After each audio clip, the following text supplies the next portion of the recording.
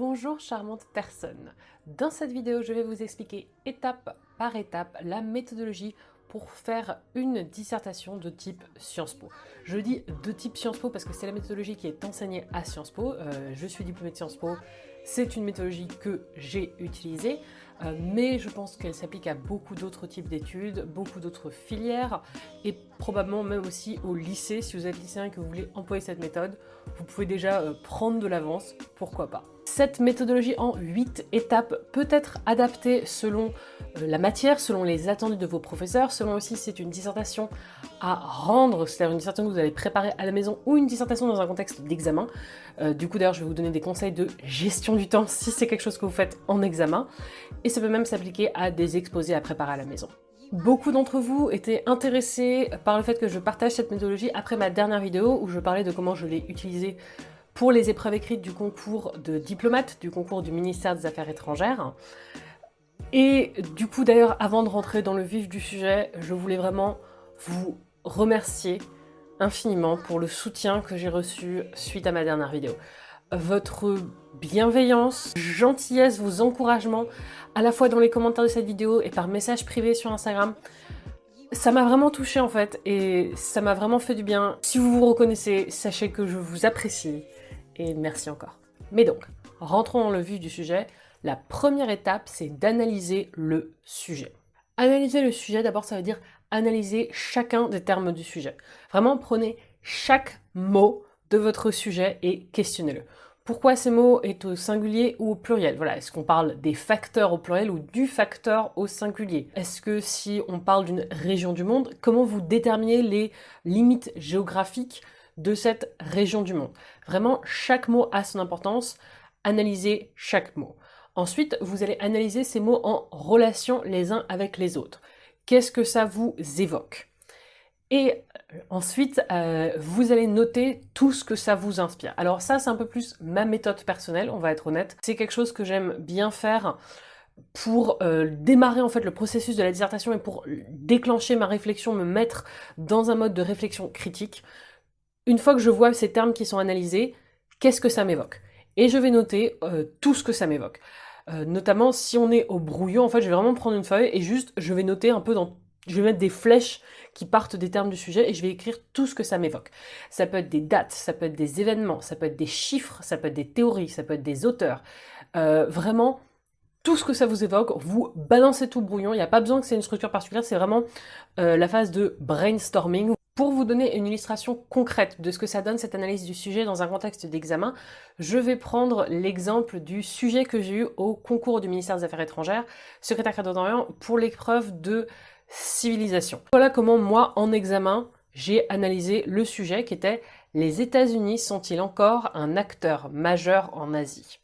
Donc déjà, États-Unis. Je vous parle de relations internationales des États-Unis. Donc j'ai noté doctrine Monroe, interventionnisme versus isolationnisme. Pour le terme encore, il allait falloir faire une référence historique, un contraste entre les États-Unis avant et les États-Unis maintenant. Et un acteur majeur, donc j'ai noté acteur majeur, qu'est-ce que ça veut dire? Un acteur politique, économique, social, juridique, militaire, culturel. Voilà, parce qu'il y a plein de dimensions de ce que ça veut dire d'être un acteur. Acteur majeur par opposition à un acteur mineur, par opposition à d'autres acteurs majeurs. Et donc là, j'ai écrit Japon, Chine, Inde, ASEAN. Et Asie, j'ai noté Asie-Pacifique, déterminer quelles sont les limites géographiques de ma zone. Ensuite, quand j'analyse tous ces termes mis en relation avec les autres, j'ai noté du terme du type Indo-Pacifique, Quad, AUSUS, présence des États-Unis pendant la guerre froide, pivot asiatique de 2008 sous Obama. Voilà, mais c'est juste, j'ai noté plein de choses. Dans un contexte d'examen, sur une épreuve de 4 heures, cette étape prend environ 15 minutes. Pendant toute la vidéo, je vais vous donner un exemple donc, de timing, de gestion du temps dans une épreuve. J'ai parti sur le principe que c'est une épreuve de 4 heures, évidemment ajustée selon la durée réelle de votre examen. Si vous faites cette dissertation à la maison, c'est une étape où vous pouvez commencer en fait à faire une recherche sur les différents termes du sujet. À ce stade, je vous recommande de ne pas en fait rentrer directement dans une recherche en profondeur, mais de vraiment juste vous cantonner aux termes du sujet en relation les uns avec les autres. Là où ça peut être utile, par exemple, un sujet que je vais préparer à la maison, qui était Iran, Arabie Saoudite, la prochaine guerre du Golfe. La recherche que j'ai faite, c'était quoi déjà les précédentes guerres du Golfe? Parce que je savais qu'il y avait eu des guerres du Golfe, mais j'étais pas au clair dans ma tête sur quels avaient été leurs contextes, entre qui et qui, etc. Donc en gros, me replacer du quand on dit Iran, Arabie Saoudite, la prochaine guerre du Golfe, qu'est-ce qu'on entend par guerre du Golfe? Un autre sujet que j'avais eu travailler à la maison, c'était Asie centrale au cœur du nouveau grand jeu. Et grand jeu qui était capitalisé. Donc, grand jeu, qu'est-ce que ça veut dire grand jeu? En fait, je ne savais pas. Donc il a fallu que je fasse mes recherches sur qu'est-ce que c'était le grand jeu. Tous les exemples dans cette vidéo vont être de relations internationales, parce que c'est ce qui est le plus frais dans ma mémoire, et parce que je fais suite à ma vidéo sur le concours de diplomate, mais là encore, ça peut vraiment s'appliquer à toutes les matières. Deuxième étape, établir une problématique et un début de réponse à cette problématique. La problématique, c'est la question à laquelle va répondre toute votre dissertation. Tout ce que vous allez dire dans votre dissertation va faire écho à cette problématique. Alors vous pouvez dire, la problématique, donc c'est juste le sujet. Pas exactement. Vous avez fait votre analyse du sujet, vous avez tous vos termes, vous avez toutes vos idées que vous avez jetées. Maintenant, il est temps de repérer quelle est la tension. Quelle est la tension entre toutes ces idées? Quel est le problème sous-jacent? Quelle est la contradiction? Quel est le conflit? En fait, la problématique met en avant le nœud du problème, le nœud du sujet. Pourquoi on vous pose la question? C'est toujours l'idée de pourquoi. Quelle est la raison qu'on vous pose la question? Pourquoi c'est intéressant, en fait? La problématique met en lumière le sujet, pourquoi il est intéressant, pourquoi on vous le pose. L'idée donc c'est pas de le reprendre. Dans l'idée du sujet, les États-Unis sont-ils encore un acteur majeur en Asie? La tension que j'identifie, c'est une tension entre les États-Unis qui veulent être présents dans la zone et qui ont eu un rôle historique dans la zone, et la montée en puissance de la Chine. La tension, vraiment, c'est entre la Chine et les États-Unis, quelque part. Et qu'est-ce que ça veut dire pour le contrôle, quelque part? Qui a la main mise sur l'Asie? Et donc, ma problématique, c'était les États-Unis peuvent-ils et doivent-ils encore jouer un rôle de premier plan dans la géopolitique de l'Asie face à la montée en puissance de la Chine?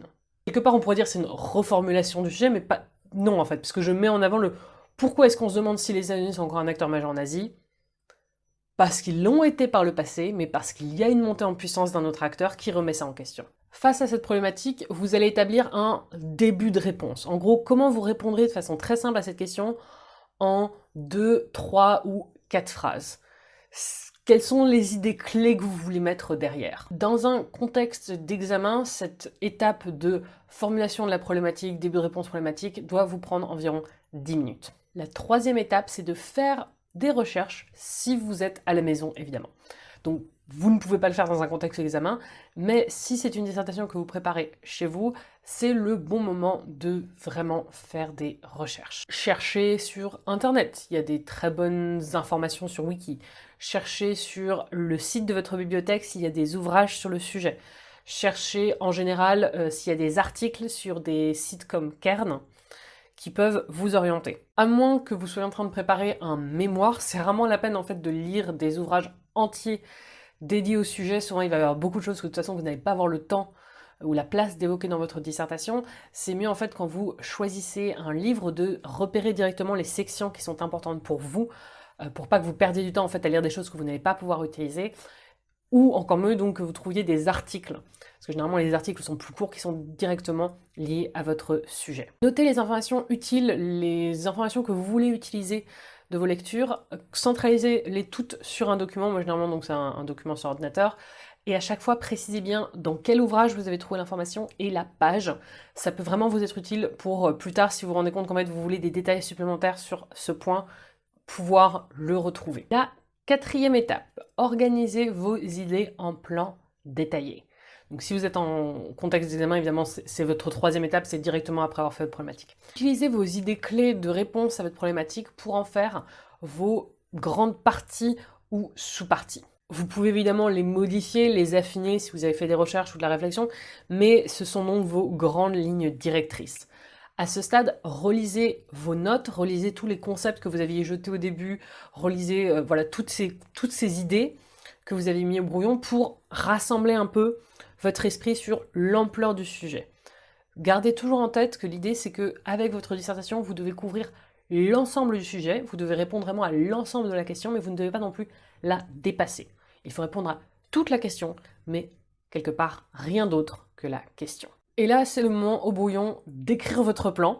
Vous pouvez faire un plan en 2 parties ou 2 sous-parties. Ça, c'est le modèle Sciences Po et le modèle aussi droit. Voilà, si vous êtes en droit, c'est 2 parties, 2 parties. C'est aussi le modèle à concours administratif, voilà, ENA, ministère des Affaires étrangères, etc. 2 parties, 2 sous-parties, toujours. Après, dans d'autres filières, dans d'autres contextes, c'est aussi tout à fait acceptable de faire un plan en 2 parties, 3 sous-parties, en 3 parties, 2 sous-parties, voire en 3 parties et 3 sous-parties. 3 parties, 3 sous-parties, je trouve que c'est surtout quelque chose qu'on voit en histoire et en philo. Corrigez-moi si je me trompe, étudiant en licence d'histoire et de philosophie. Chaque sous-partie doit avoir 2 voire 3 sous-sous-parties. Donc en fait, quand vous faites votre plan brouillon, il faut non seulement que vous ayez un A, B, 2 A, B, mais que votre A, B, A, B ait chacun un petit 1 et un petit 2. Voire un petit 3. Alors c'est pas forcément des choses qu'ensuite vous allez mettre en évidence dans votre copie quand vous allez la rédiger, mais pour vous au brouillon, ça vous permet vraiment d'organiser de façon précise vos idées et de toujours savoir là où vous allez. Et ensuite, il ne vous reste plus en fait qu'à organiser toutes vos idées, toutes vos données dans ces différentes sous-parties. Si vous êtes dans un contexte d'examen, ce que je vous conseille, c'est de surligner d'une couleur différente toutes les sous-parties. Donc chaque sous-partie a sa couleur de fluo. Et en fait, vous reprenez vos notes et chaque idée clé, chaque date, chaque chiffre, chaque théorie, vous la surlignez de la couleur de la sous-partie dans laquelle elle va aller. Comme ça, en fait, ça vous permettra visuellement de très rapidement repérer « Ah oui, dans telle partie, il faut que je mentionne tel point » et de ne rien oublier. Une alternative au fait d'écrire toutes ces idées en vrac au début et ensuite de les surligner, c'est si vous voulez de pas passer autant de temps sur cette étape au début de tout jeter sur la feuille, si c'est pas votre genre, mais ensuite, dans ce cas-là, dans vos sous-parties, de faire des bullet points avec vos mots-clés, avec vos événements clés, avec les points clés que vous voulez mentionner. Au total, cette étape de plan détaillé doit vous prendre 15-20 minutes environ. Dans un contexte d'examen, vous auriez 4 heures d'épreuve. Pour continuer l'exemple de mon sujet, les États-Unis sont-ils encore un acteur majeur en Asie? Je pense que je vais mettre sur l'écran là comment j'avais construit mon plan. La 5e étape, c'est de rédiger votre introduction. L'introduction, c'est très important, mais c'est aussi une étape très délicate. Honnêtement, même après autant d'années d'études que moi, ça reste un passage difficile. Il faut vraiment prendre votre temps sur l'introduction. C'est la première chose que votre correcteur lit. Il faut vraiment faire une bonne impression, poser les bases de ce dont vous allez parler, sans non plus rentrer trop dans le détail et sans trop développer déjà ce que vous allez dire. Donc dans une bonne introduction, il faut d'abord commencer par une accroche. L'accroche, ça peut être une citation, ça peut être un fait historique majeur, une date précise, ça peut être un chiffre clé, frappant, ça peut être un événement d'actualité. Ce qui compte vraiment, c'est que donc l'accroche mette en lumière une connaissance précise, voilà, citation ou autre, et qu'elle montre l'angle que vous allez prendre. Donc vous faites votre accroche, vous expliquez un petit peu quelle est la pertinence de cette accroche, qu'est-ce que cette accroche veut dire. Vous balancez pas juste un chiffre que vous allez ensuite ignorer, par exemple. Vous passez ensuite à la définition des termes du sujet.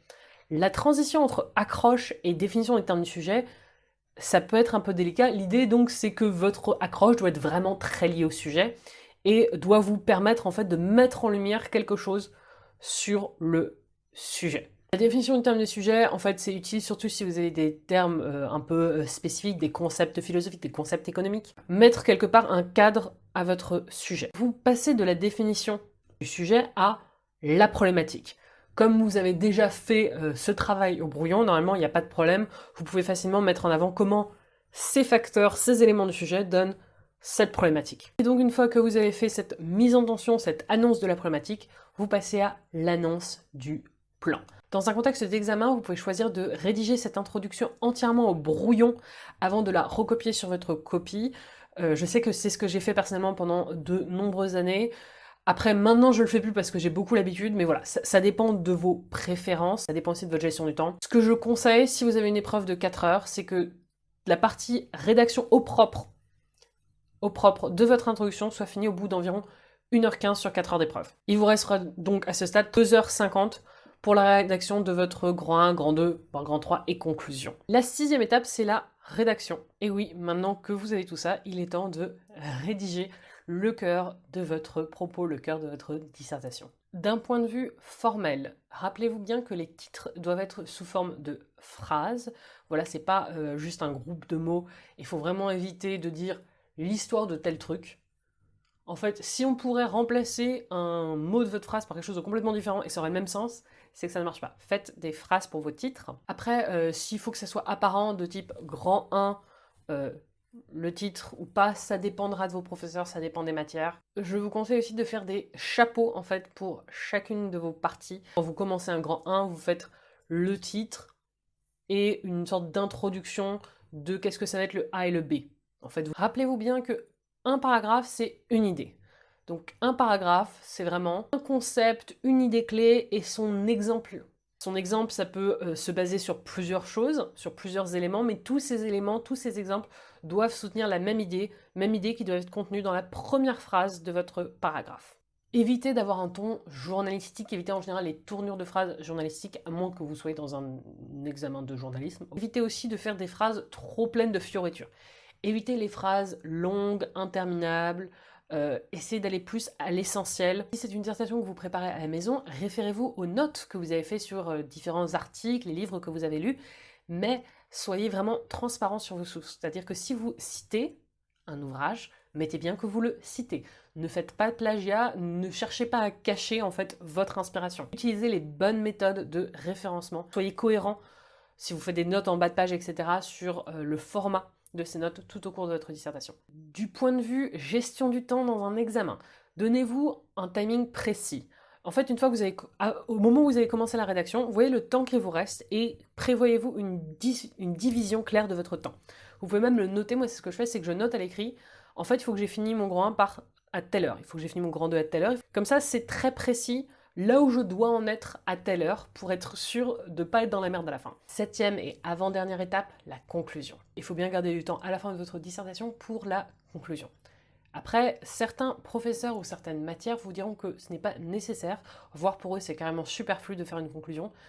J'ai déjà vu ça notamment avec certains profs de droit ou profs d'économie, mais dans la majorité des cas, il faut une conclusion, même si tout le monde s'accorde à dire que c'est souvent superficiel. Donc vraiment, ne vous stressez pas trop sur la conclusion. Oui, vous allez avoir l'impression de reprendre des choses que vous avez déjà dit, c'est tout à fait normal. En gros, la conclusion, c'est reprendre le chemin de votre raisonnement et donc donner votre réponse à la problématique. Quelle est votre réponse à la problématique? Quelle est votre réponse au sujet? À travers les étapes que vous avez parcourues. Donc souvent, en fait, vous allez reprendre une forme de reformulation du titre de chacune de vos sous-parties et vous allez apporter votre vision globale. Et pour finir votre conclusion, vous allez donner une ouverture ou un regard tourné vers le futur. Je préfère l'idée d'un regard tourné vers le futur plutôt que d'ouverture parce que souvent l'ouverture ça va devenir une question très rhétorique, une question un peu artificielle qu'on balance à la fin d'une conclusion. En plus, ça dépend évidemment des matières, ça dépend des sujets. Certains profs aiment cette question pour finir, d'autres vont vous dire bah vous avez déjà répondu à une question, pourquoi vous en mettez une autre? On dirait que vous avez répondu à rien du coup. Là encore, ça dépend beaucoup des perspectives. Je dirais que ce que je trouve plus intéressant, c'est plutôt que de finir la conclusion par une autre question, qui des fois en plus a un peu l'air d'être balancée par-dessus le sujet, on ne sait pas trop d'où elle sort, c'est important de se dire quelles pourraient être les évolutions futures, quelles seront les choses à prendre prochainement en considération. Peut-être que d'ailleurs vous les avez déjà mentionnées dans votre dissertation, mais c'est vraiment le bon moment de les reprendre et de les mettre en lumière. Par exemple, quand j'avais un sujet sur la lutte contre le terrorisme comme défi sécuritaire, la fin de ma conclusion était une ouverture sur l'idée du terrorisme qui aura des origines dans le changement climatique et comment voilà, l'avenir de notre planète, les évolutions futures liées au réchauffement climatique peuvent donner naissance à de nouvelles formes de conflictualité qui elles aussi vont représenter un très important défi sécuritaire. Et enfin, 8e étape, la relecture. Alors personnellement, je n'aime vraiment pas me relire dans un contexte d'examen surtout, mais dans tous les contextes en fait. Souvent ça m'a pris tellement de temps et d'énergie d'en arriver là que j'ai pas envie de me relire, mais c'est très important, il faut vraiment le faire. Relisez-vous déjà pour vérifier que vous n'avez pas fait de fautes d'orthographe bêtes, de fautes de grammaire vraiment absurdes quoi. Il peut y avoir des choses qui vous échappent, c'est important de corriger ça pour donner la meilleure impression possible à votre correcteur. Relisez aussi en particulier les grands titres, voilà, les titres de vos parties, les titres de sous-parties, pour vérifier leur formulation, leur cohérence. Parce que c'est vraiment des choses auxquelles le correcteur va prêter attention. Donc d'un point de vue du sens, il faut vraiment que ce soit des phrases qui soient impeccables. Soulignez les titres des ouvrages que vous mentionnez, voire soulignez vos titres selon les matières. Si vous êtes sur ordinateur, vérifiez vos polices, justifiez le texte, etc. Et enfin, si c'est un travail que vous faites à la maison, c'est le moment de faire votre bibliographie. Tous les profs ne vont pas le demander, mais surtout pour une dissertation un peu sérieuse dans les études supérieures, avoir une bibliographie, c'est important. Et voilà, avec tout ça, vous êtes équipé pour faire une dissertation complète, que ce soit chez vous ou en examen. Je sais que ça peut paraître beaucoup de se rappeler de toutes ces étapes, de tous ces détails, mais vraiment en fait, c'est des choses qui peuvent devenir un automatisme. Je sais que au début à Sciences Po, c'est quelque chose que les profs, quelque part, réexpliquent un peu au début de chaque semestre et avant chaque examen. Et puis au fur et à mesure, vraiment, ça rentre et ça devient totalement automatique, ça devient vraiment facile. Votre esprit le fait tout seul. Et c'est vraiment pratique parce que donc c'est une logique de raisonnement qui vous permet de produire une dissertation de qualité. Voilà. J'espère que c'était clair. Si vous avez des questions, n'hésitez pas à me les poser en commentaire. Et je prépare une FAQ pour la fin d'année, donc n'hésitez pas à me dire dans les commentaires vos questions. Ça peut être sur Sciences Po, ça peut être sur les études supérieures, ça peut être sur moi-même. Voilà. Vous faites comme vous voulez. Abonnez-vous pour ne pas louper la suite de mes vidéos, la suite de mes aventures sur Sciences Po, en France, à l'étranger, tout ça. Vous pouvez aussi me suivre sur Instagram ou sur TikTok. Merci d'avoir regardé cette vidéo jusqu'au bout et à la prochaine!